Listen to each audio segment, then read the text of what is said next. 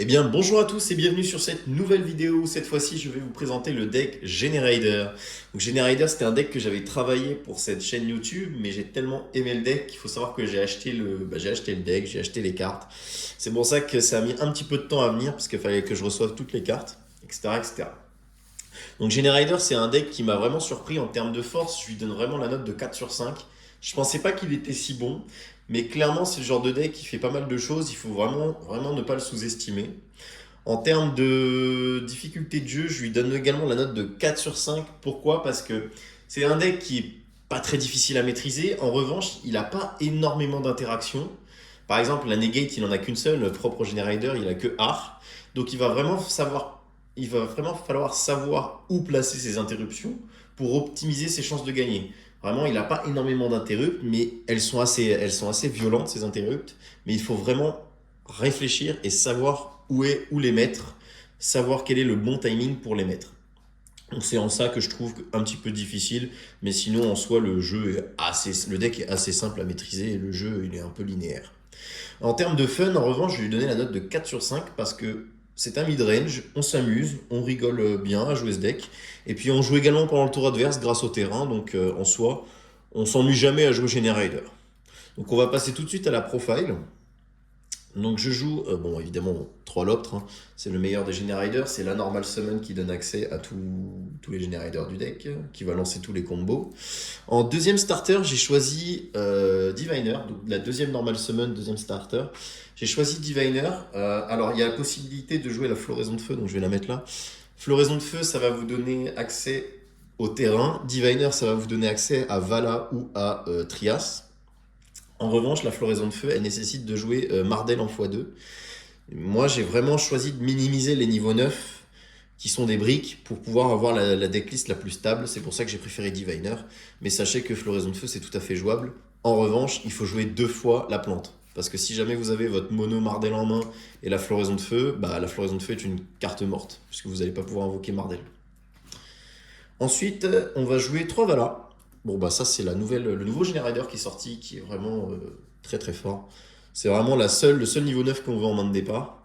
Ensuite, tous les autres niveaux 9, j'ai mis en x1, y compris Art. J'ai pris ce risque, mais dans l'extra deck, je peux pallier à ce problème. C'est vrai que si Art se fait gérer, on a plus d'Omni Negate, mais grâce à l'extra deck, on peut, entre guillemets, pallier ce problème. Hop, donc tous les autres Generider ils sont en x1 parce que tout ça c'est des cartes qu'on veut pas en main. C'est des cartes mortes, hein, c'est des niveaux 9, donc tout en x1. Mais il faut les jouer quand même.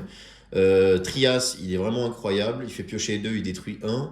Nidog il négate les invocations spéciales, c'est assez violent contre les decks synchro. Il y en a un petit peu en ce moment, il y a des baronnes de fleurs, on la voit dans tous les sens, donc negate une summon c'est vraiment fort. Utgarda, pardon, ça permet de bannir 1, donc c'est une interruption correcte, on va dire. Mardel, on est obligé de la jouer pour pouvoir tuto le terrain, etc., etc. Et là, situationnel mais utile, surtout pour le grind game. Voilà. Ensuite, pour les magies, bon, bah, le terrain et encore le terrain. Ça, c'est logique. C'est un deck qui repose sur son terrain, donc on maximise les ratios. 3 quêtes. Quête, c'est la méchante magie qui tuto 2. Donc, elle permet de remélanger un Generider dans le deck pour tuto 2 magie piège, Generider de noms différents. Ça va chercher le terrain, ça permet de remélanger potentiellement les briques dans le deck. Ça peut forcer des haches, et puis ça donne également accès à vos pièges. Ensuite, en magie complètement craquée, on a Monstruosité. Vous ciblez un niveau 9, vous invoquez 2 niveaux 9 du deck d'attributs de types différents. Bon, ça permet de faire des Xyz. Invoquer 2 du deck en général, c'est complètement broken. Le meilleur ami des rogues, pot de prospect. Je pense qu'on a un peu l'habitude, on le voit dans toutes mes decklists. Et le petit, Call by the Grave. Cette carte est complètement abusée, donc pourquoi s'en priver? Pour les pièges Generider, je joue un seul de chaque. Pourquoi? Parce que le deck en going second, il est mauvais, mais vraiment mauvais. Donc rajouter des pièges, c'est le rendre encore plus mauvais en going second. Vous n'allez pas forcément gagner tous vos dice rolls. Et en soi, j'ai jamais vraiment eu besoin de plus de combats. Alors la salle des boss Generider, elle se joue en x1, mais le combat, j'ai jamais eu vraiment l'utilité d'un deuxième. En général, c'est soit j'ai gagné, soit j'ai perdu bien avant. Ensuite, pour les 9 cartes qui restent, j'ai mis des end-traps. Donc bon bah j'ai mis du classique, hein. Après ça va vraiment dépendre des formats. J'ai mis H, Veiler, Imper. Après s'il y a des formats où il faut jouer plutôt d'autres cartes, des Gospel, des Nibiru, enfin d'autres N-Trap, ça va vraiment dépendre là. Je fais vraiment une decklist assez classique. Ensuite, pour l'extra deck, je vais jouer deux boss des ombres. Donc le nouveau Generider qui est sorti récemment, il est complètement craqué, vous le sacrifiez en cost. S'il n'y a pas de réponse, vous invoquez le petit boss de l'éternité, vous prenez deux cartes adverses depuis son terrain ou son cimetière, vous les attachez en matériel. Donc c'est complètement craqué. Et ça ne cible pas en plus. Boss de l'éternité, on ne le présente plus. On le joue également en x2. La petite forteresse en x2 pour bannir la main adverse dès le premier tour, si jamais on a pu résoudre tous les combos. Et pour finir, on utilise les deux forteresses pour faire un petit F0. Negate monstre, indestructible au combat, indestructible par effet. Et annule et permet de prendre le contrôle du monstre que vous avez annulé si le monstre était sur le terrain. Ensuite, petite Zeus. Oh, Zeus, on ne le présente plus. La petite bête sacrée, donc ça c'est en général quand je me fais gérer mon art, donc banni par exemple, ou banni face verso, enfin peu importe. Quand je peux pas le réinvoquer art et que je veux une negate, je fais ça en général, et ça suffit. On n'a pas besoin d'énormément de negate. De toute façon le deck on n'a pas beaucoup. Comme je le disais, vous avez pas énormément d'interruptions, donc il faut vraiment bien les placer. Donc Méréologique avec ses petites targets, donc Entes et Garuda. Donc ça c'est une petite astuce. Si jamais Méréologique se fait pas gérer, vous allez pouvoir... alors lorsqu'il est invoqué, vous envoyez un de l'extra deck au cimetière. Donc par exemple Garuda. Garuda vous fait piocher 1. Vous pouvez déclarer l'effet de Méréologique, détacher 2, réattacher 2, donc dont Garuda. Et prochain tour, vous refaites la même chose, vous redétachez, vous rattachez, voilà, en gros, vous envoyez Garuda au cimetière en boucle comme ça, et vous allez pouvoir piocher tant qu'il n'est pas géré. Donc c'est plutôt pas mal. Une petite rank up qui s'invoque par-dessus, Méréologique. Donc ça c'est pour la règle du temps. À chaque fois que l'adversaire active une magie piège, il prend 600. En général, voilà, c'est juste pour la règle du time qu'on l'invoque. Ou alors pour faire plus de matos pour Zeus.